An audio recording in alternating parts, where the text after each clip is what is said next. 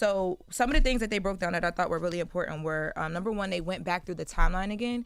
And remember when we were talking about this the other day, Envy, you were like, there's no houses in Manhattan. And I think that that's what they're going to lean in on if this isn't dismissed, right? Like, because what he was saying is if you're from New York, you know that there's no houses in Manhattan. You're trying to figure out from Radio City Music Hall on a day like the VMAs where there probably is traffic, even without traffic, that 20-minute drive now creates a timeline. They went through and they actually listed out all of the homes that Puff owned during the time of the year 2000 and any time before that.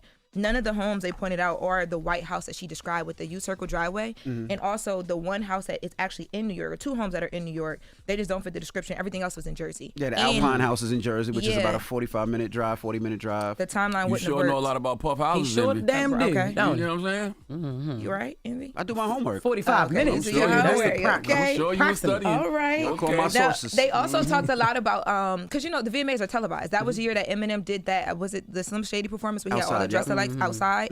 So it's heavily, there's video, there's photo.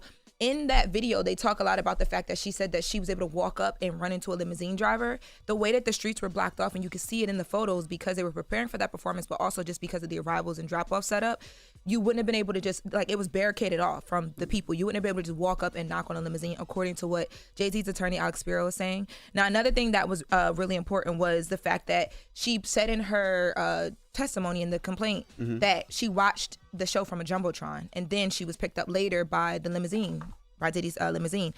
They went and according to Alex Spiro, I have not confirmed this myself, they went and looked at permits that year for the show. There were no permits submitted for a Jumbotron. There was no Jumbotrons. And even when you watch Eminem's performance, from where she's saying she's picked up, you don't see Jumbotron. So they were just doing a lot of that.